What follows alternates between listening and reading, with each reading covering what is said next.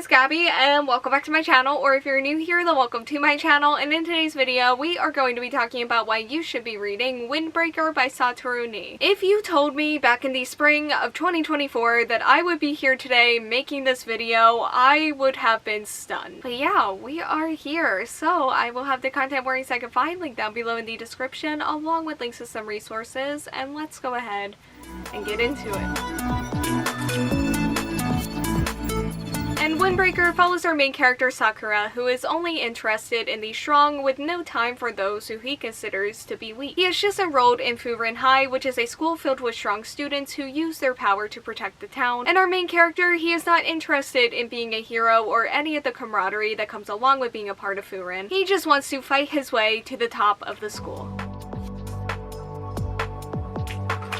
And yes, spring of 2024, the first season of the Windbreaker anime aired, and although I liked the characters and some of the comedy, I hated the action scenes, I zoned out a lot, and basically just lost all interest in the series for the rest of that season. Which was not fun at all. I really did not like this series. But I knew that a lot of other people really did, so much so that it was in the top 4 in terms of popularity on the Anime Live chart for its second season in the spring of 2025, and I was feeling a little bit left out. I was feeling a little bit left out, and I was feeling like I had just missed something, which is when I first had the thought that maybe I should give this series another chance. Which the plan was originally to just watch season 2, but then I realized that I didn't remember a lot of the first season because I was zoning out so much. So I figured, why not recap the first season of the anime through the manga before season 2 of the anime starts. And that's what I did, and then I kept going and going and going until I was caught up. So this video is going to be based around chapters 1 to 177, and let's go ahead and start talking about at least some of these characters. Starting with Sakura, in the anime he was just kind of there for me, but I have come to realize that I actually do like him. He's a bit shy and a bit of a tsundere, but not like in a toxic way, which is nice and makes him really fun and leads to a lot of really fun moments. And we've only seen like glimpses of his past so far, but there is definitely something sad back there that I have a feeling is going to make me feel more invested in and even more attached to him than I already do feel, just based around the character growth and the commentary on loneliness that has already surrounded his character so far. Because we have really seen him grow a lot as a character and learn to rely on and trust others even when that's really hard. And you're not used to having a safe place or people around you or friends. Which is a storyline in this series that has made me cry twice already, and I'm sure there is more to come in the future. It is really beautiful, honestly. We also have Nii, who is very sweet. Like, everyone here is very sweet, but he's a little bit extra sweet. He's also the physically weakest one compared to everyone else around him, but he also does have his own strengths. And he's working hard to grow, and he's just such a joy. He makes me smile and also feel like protective over him at the same time, because he is super sweet and he is just there really trying his best. Yeah, he's definitely one of my favorites. But I think my actual favorite is probably Suo, who is very fun. We actually don't know a lot about him, which adds to the mystery of his character and makes me really want to know more. He adds to the comedy a lot while also delivering some of the most heartfelt lines that this series has that are also some of my favorite lines that this series has. And I'm just so excited to see what this series has in store for him as a character, because I am sure there is something coming. Okay, so we do have a very massive cast of characters here, so here are just like some more quick highlights for me. Umemiya, again, very fun. He's a good leader and just like a nice silly guy. We've gotten to know him really well, and some of my favorite chapters and healing moments from this series were from his backstory. Sugishita, he comes across as very grumpy, but I do like what this series is doing with his character. I feel like they could have taken his character in a very bland and boring direction, but that is not what they're doing, thankfully, and I am looking forward to more of his character growth journey here. Next we have Kiryu and Sugura, who we haven't gotten much from since like their introductions, but we just got to know Kiryu a little bit better and just like what's going on with him, and I did really enjoy that arc. Sugura, he is the muscle guy. He likes working out and he has some good comedic moments. Kaji is also somebody whose story that I've enjoyed reading for the most part. I feel like we have gotten to know him really well as well. And he has some good moments and some good like mentor moments which have been really sweet. And I think the last one that I'm going to mention by name is Tsubakino, because we get a lot of them and I really liked reading their arc and their backstory. They're a really fun character with just a lot of really fun moments. Like, they have a ton of heart. But yeah, there are many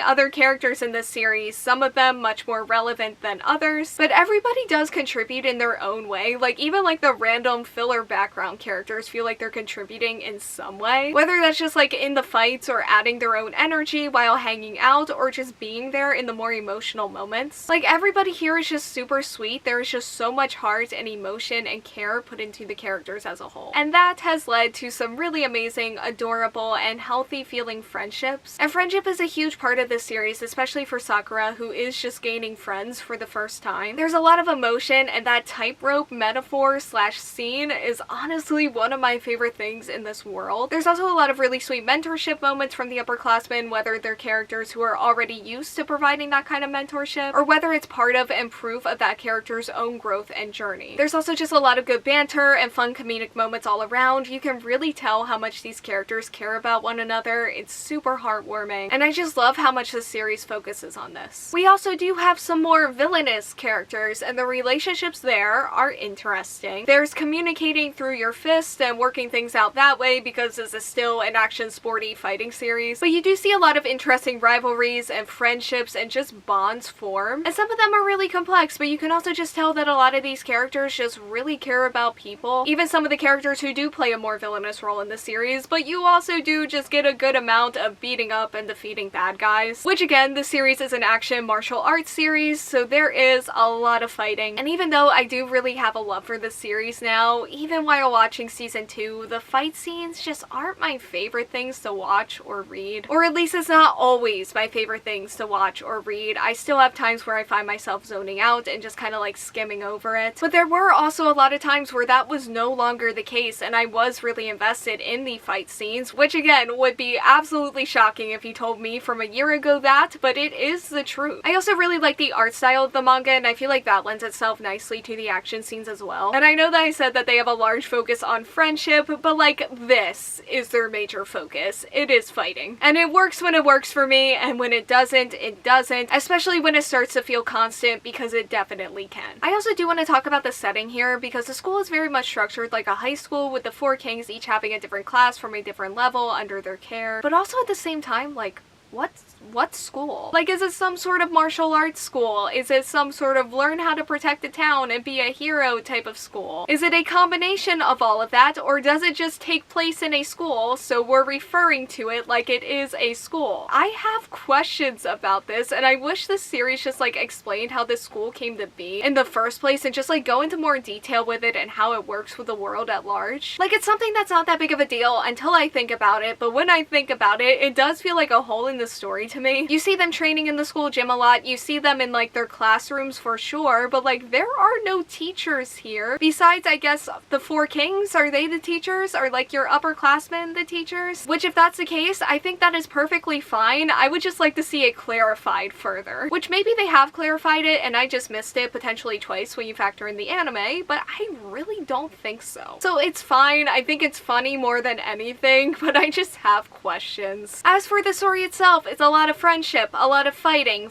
rivals and enemies and bad guys, and just protecting the town. It's also about Sakura discovering what working his way to the top and being at the top really means and looks like. It's a little bit of a delinquent series, a little bit of a sports series, and a little bit of slice of life. It's a lot of action, and it's a lot of heart. And I am really excited to see where this story is going to go, especially since we are past what does feel like their first major arc, because I did really love seeing how all of the arcs before their major arc like built up to that arc and also just like came together for it. And I'm excited to just see how it all continues to come together and just learn more about the characters, to see how they continue to grow and just their journeys. This is a series that has definitely grown to have a really special place in my heart, even if we didn't have the best start together. We are in a really good place now, and hopefully it continues that way. Okay, so that is all that I have for today's video. Thank you all so much for watching. Like, comment, subscribe, hit the bell, and answer the question that'll be around here if you want to do that, and hopefully I will see you here next time. Bye!